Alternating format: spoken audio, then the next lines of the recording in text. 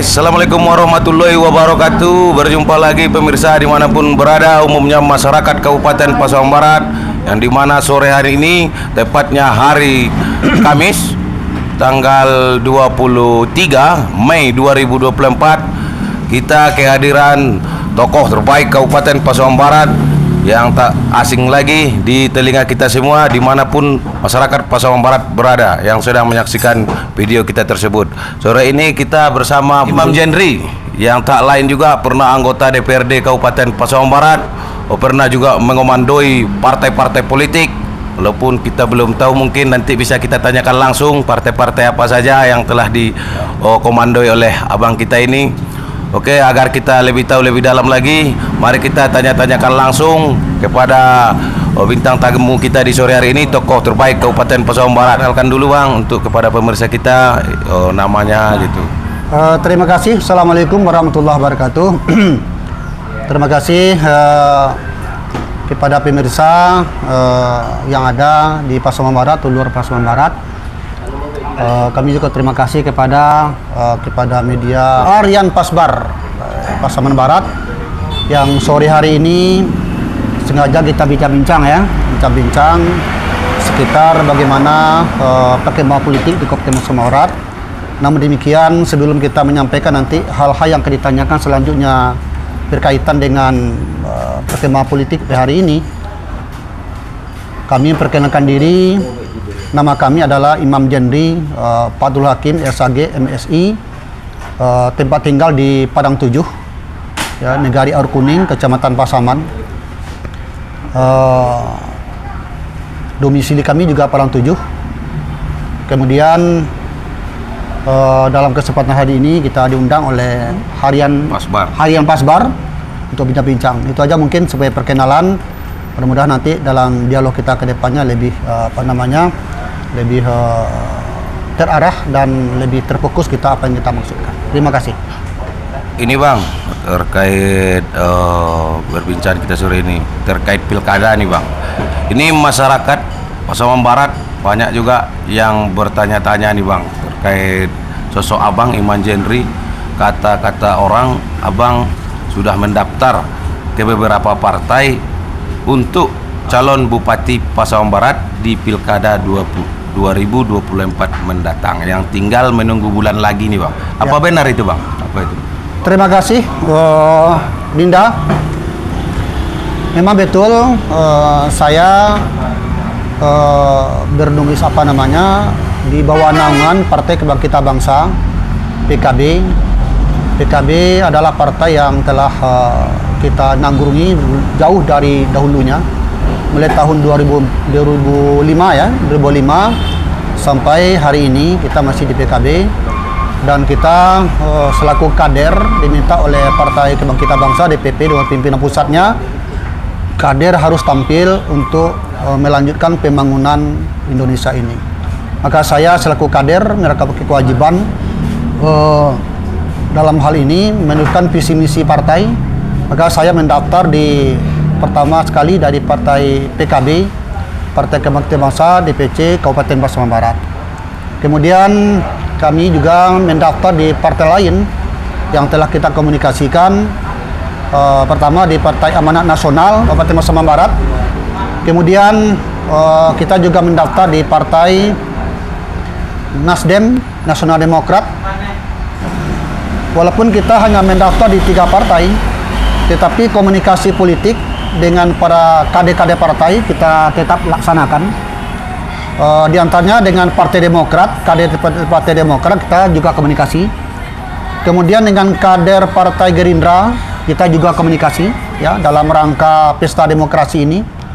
Kemudian di Partai Golkar kita juga komunikasi, ya, dengan kader Partai Golkar yang kita pandang dan patut punya kecakapan dan akan tampil di pilkada 2024 Kabupaten Pasaman Barat.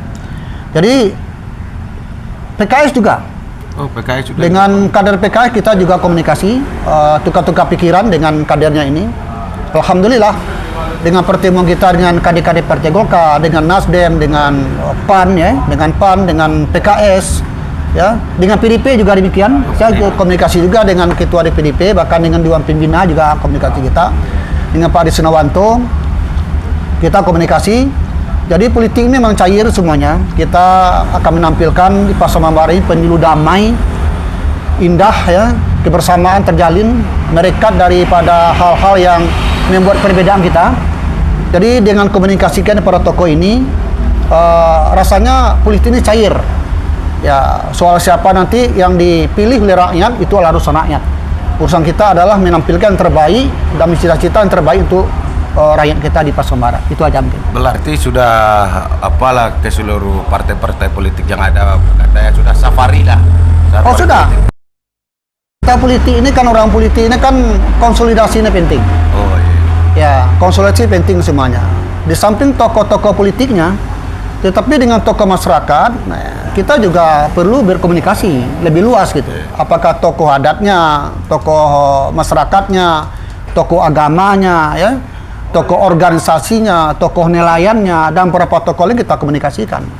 Jadi sebelum kita mengajukan diri atau mendaftarkan diri kita maju sebagai Bupati Kabupaten Pasaman Barat, ya, kita bertanya dulu kepada masyarakat apa yang diinginkan ke masyarakat, dan kalau kita harapan mereka itu ada sama kita, kenapa tidak kita berani untuk tampil di hadapan mereka itu. Berarti kalau kita tadi kalau yang mendaftar sudah 3 partai lah kan? 3 partai sudah resmi kita sampai saat ini ya. Ya. Ini Bang, dorongan apa sih Bang yang ada di hati Abang dan memberikan semangat ataupun motivasi agar terniat untuk mencalon Bupati Kabupaten Pasaman Barat di Pilkada 2024 ini? Apa sih ini Bang? Jadi inilah sebenarnya yang penting. Ya. Jadi yang penting itu apa motivasi kita? Ya.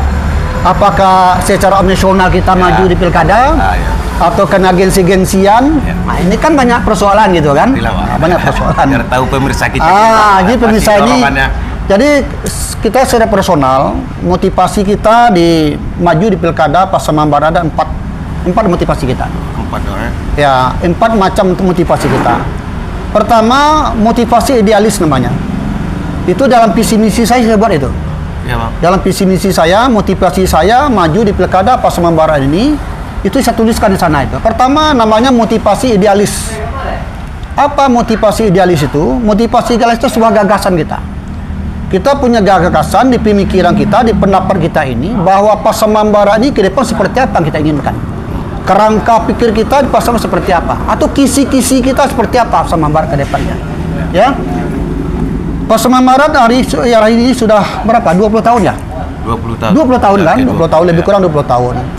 Sudah masa periode kita pemilihan kepala daerah, periode keempat selesai ya. Ya. Besok insya Allah periode kelimanya kita. 5. Dan saya dari Pasaman Barat mulai didirikan, saya adalah salah satu saksi dan pelaku bagaimana kita meletakkan dasar-dasar pembangunan Kabupaten Pasaman Barat ini.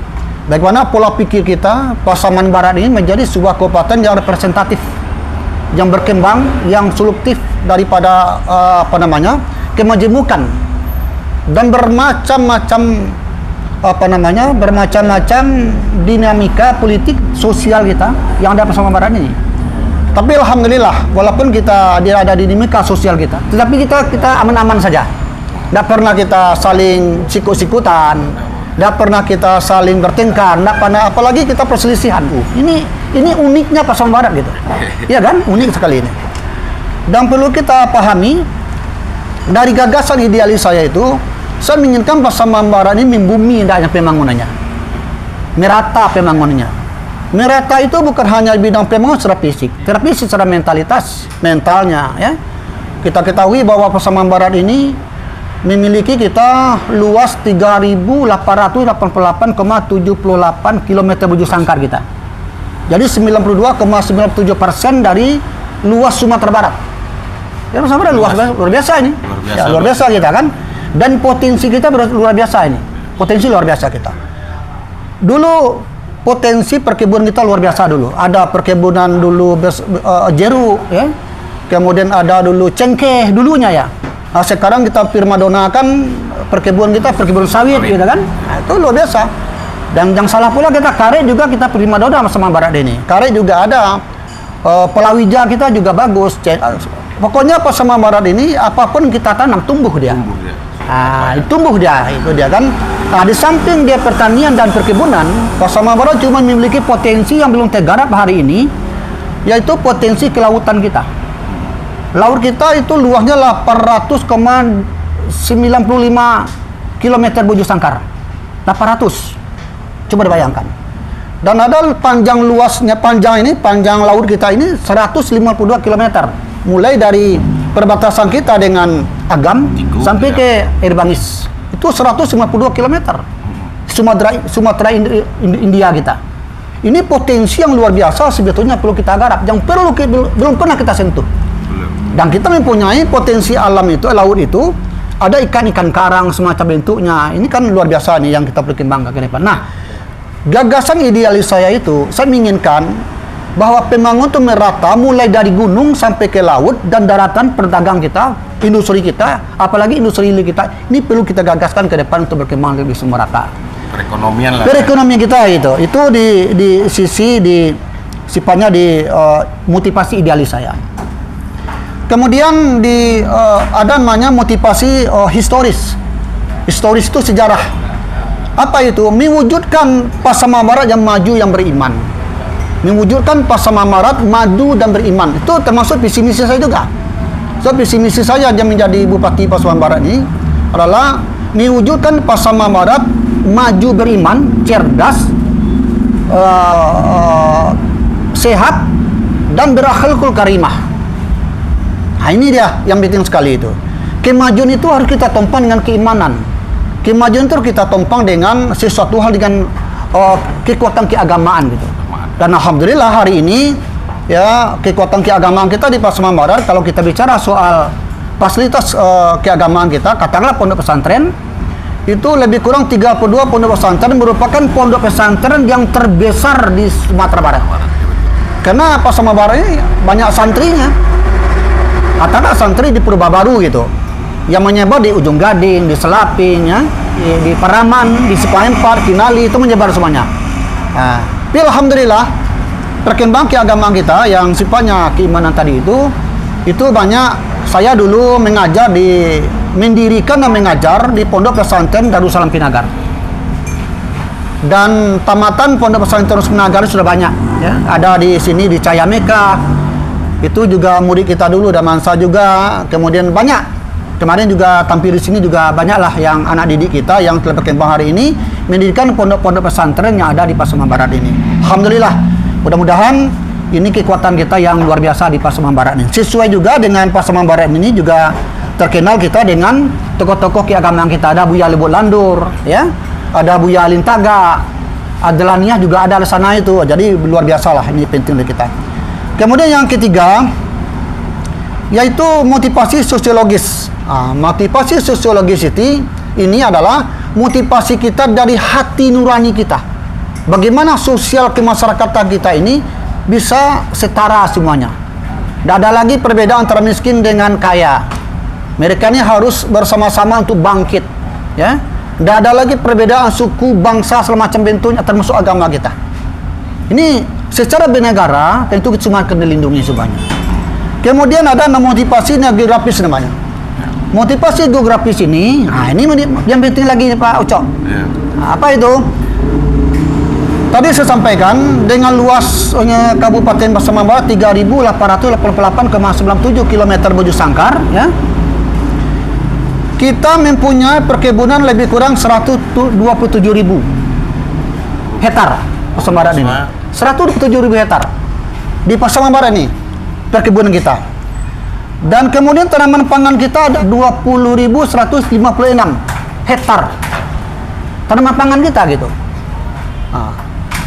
Di Pasaman Barat ini kita juga ada potensi biji besi. Ya, sekarang sudah digarap kan di Bangis.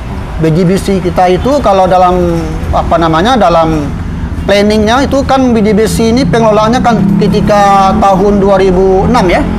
2006-2007 sudah mulai biji besi dibangun. Itu luar biasa itu. Saya sudah melihat itu bagaimana set plan-nya Air Bangis itu. Air Bangis itu nanti akan menjadi kota yang luar biasa nanti. Kota representatif. Kota yang maju akan berdiri sana nanti pelabuhan kapal terbang, akan berdiri sana nanti itu hotel bintang 5. Di plot semua itu sebuah industri luar biasa. luar biasa. Karena potensi Potensi kita. Oleh sebab itu kita kelola dengan baik. Bukan hanya perkebunan, bukan hanya kelautan, tapi pertambangan, termasuk juga pertambang emas kita. Pertambang emas kita hari ini kan memang dikelola lah ya. Dikelola ya, secara individu. Cuman ini perlu kita legalkan. Kita atur nanti ya, regulasinya seperti apa nanti, aturnya seperti apa nanti. Pertambang kita ini nantinya, mudah-mudahan pertambang ini nanti menjadi pertambang rakyat kita yang punya izin, yang ada income kepada pemerintah daerah, yang juga dapat dicicipi juga bagi masyarakat yang lain gitu.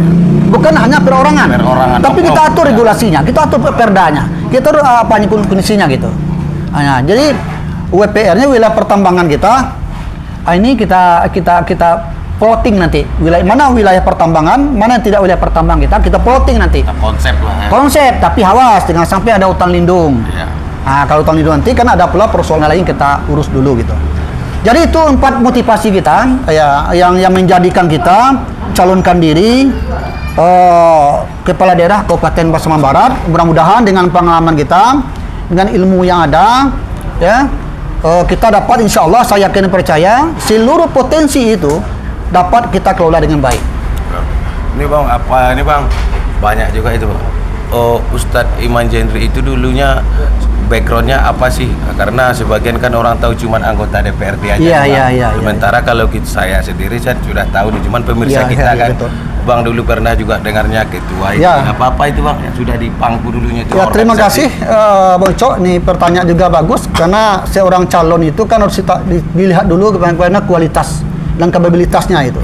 Karena ini kan memimpin rakyat, berbeda dengan DPRD. Kalau DPRD, anggota DPRD kan mengawas kita. Kalau ini, kalau pimpinan daerah ini tidak sembarangan ini. Karena nasib 456.000 ya. Sekarang penduduk Pasaman Barat kan 456.000. 909 orang.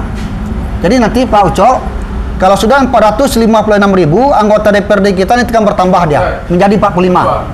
Hari ini kan 40 nih. Iya. Dan insya Allah besok jadi 45 lagi itu. Kalau sesuai standar pemilu kita gitu. Nah. Jadi saya dulu memang pendidikan awalnya saya di Pinagar, SD di Pinagar.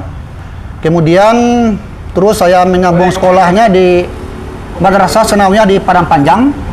Kemudian Madrasah Aliyah di Lubuk Alung, ya.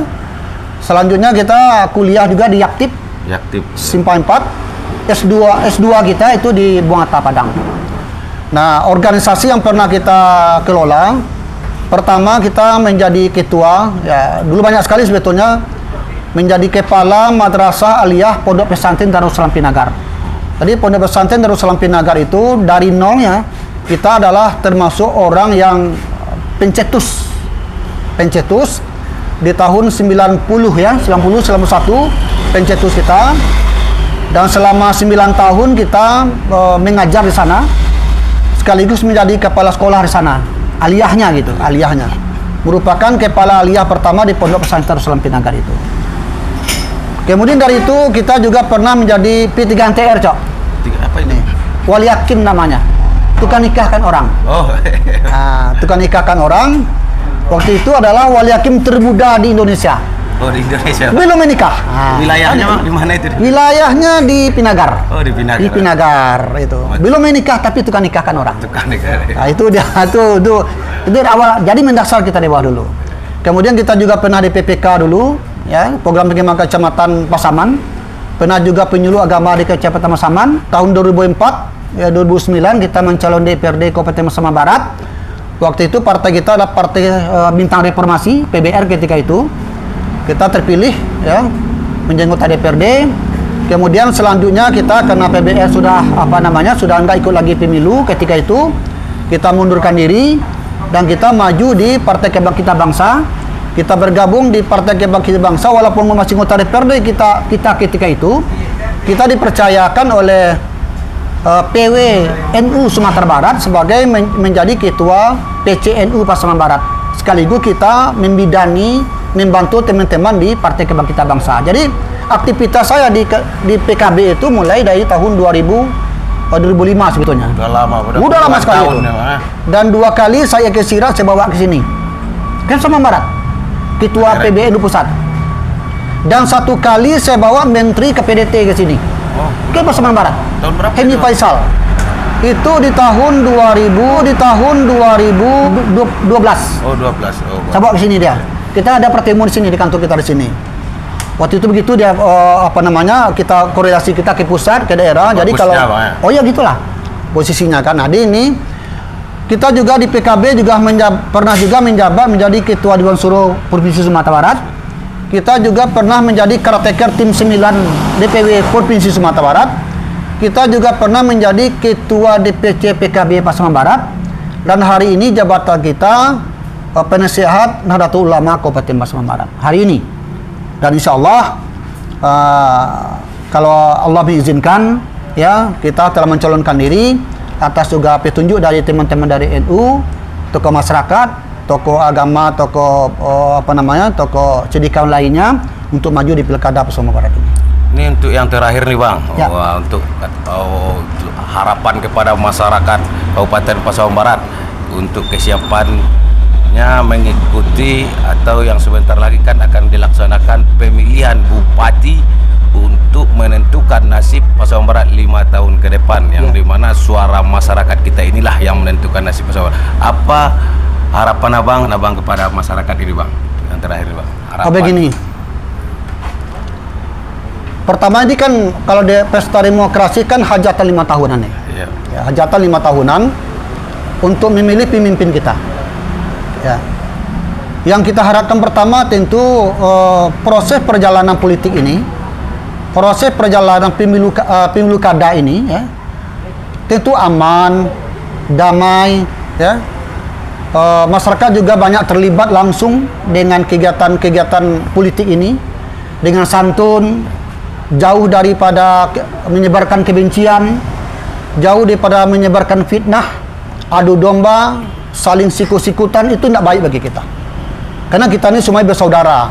Oleh sebab itu, harapan kita kepada masyarakat kita, mari kita ikuti proses pemilu kada ini yang insya Allah ya, kalau kita gelar itu tanggal 27 November ya. Iya. 27 November. Hari ini baru masing-masing tokoh-tokoh masyarakat ini dalam tahapan pendaftaran kepada partai-partai politik. Dan sebentar lagi partai-partai politik juga akan melakukan uji kelayakan kepatutan, fit and proper test. Gunanya adalah untuk supaya menentukan mencari pemimpin yang berkualitas. Kemudian di sisi pembangunan kita di Pasaman Barat ini ada 20 perusahaan besar kelapa sawit termasuk PKS. Kalau kita hitung semuanya, itu perusahaannya ada di Pasaman Barat lebih kurang 324 perusahaan besar, kecil, dan menengah yang berkembang di Pasaman Barat ini. Nah, ini pengelolaan tidak mudah ini. Pengelolaannya ini harus komprehensif, harus mempunyai gagasannya luas ke depan, supaya perekonomian kita ini dapat bertumbuh kembang dengan baik ke depannya. Sekarang perekonomian kita ini baru sekitar pertumbuhan perekonomian kita itu lebih kurang 3,75 ya persen, dan kalau Allah Subhanahu Wa Taala memberikan izin kepada kita menjadi bupati, kita bisa meningkatkan pertumbuhan perekonomian kita ini menjadi 5%. Ya, untuk menutup dari pengangguran kita. Jadi pengangguran kita sebanyak 13.000 Cak. Oh, di Pasaman Barat. Di Pasaman Barat ini. Padahal perusahaannya banyak tapi Perusahaan penganggurannya banyak. tinggi. Pengangguran kita masih ada 13.000 dari manusia produktif kerja.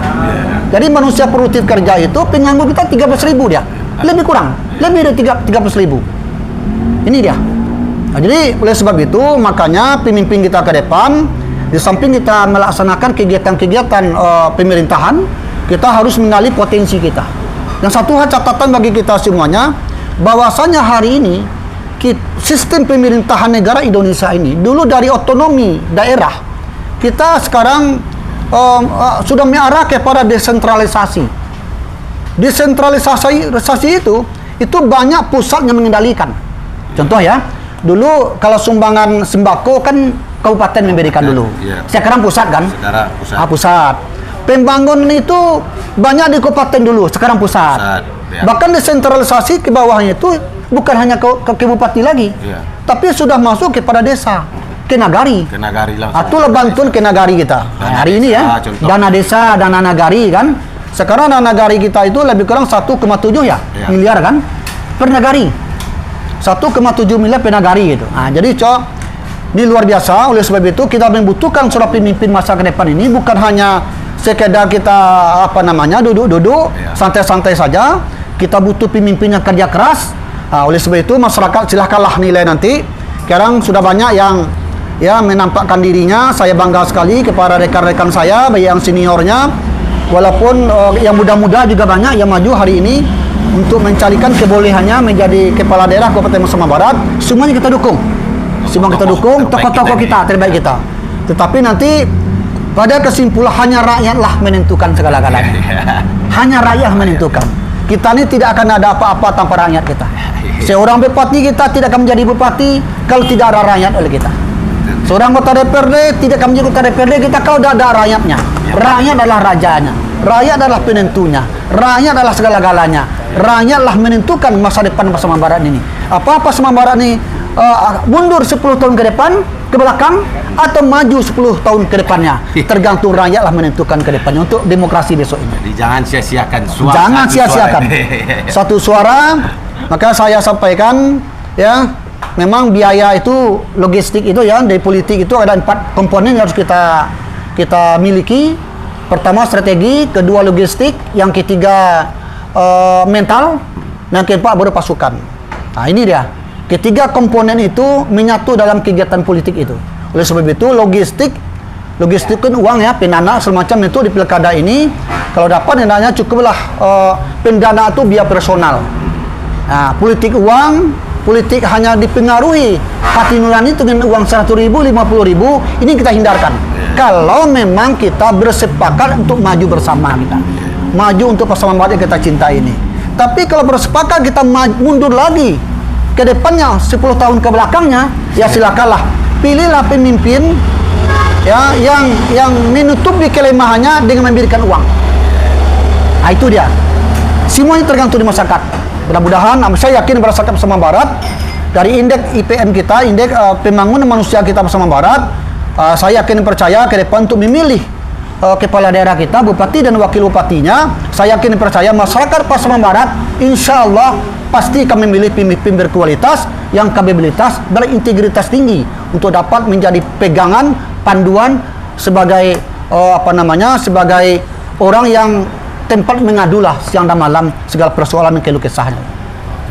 Oke pemirsa, itulah tadi sekilas bincang-bincang kita bersama tokoh terbaik Kabupaten Pasaman Barat yang juga berniat maju di Pilkada 2024 sebagai Bupati Pasaman Barat, yang sampai saat ini kanda kita ini yaitu Abang Ustadz Jenri sudah mendaftar di 3 partai dan safari politiknya pun sudah berjalan lancar, alhamdulillah. Dan mari kita doakan bersama dari pemirsa dimanapun berada, umumnya masyarakat Pasaman Barat, supaya langkah-langkah abang kita ini selalu diperlancar ke depannya untuk bisa tercalon jadi Bupati Kabupaten Pasaman Barat. Amin. Oke Bang, terima kasih. Ya, terima kasih. Setelah bergabung di program kita Bang. Terima kasih banyak. Assalamualaikum warahmatullahi wabarakatuh.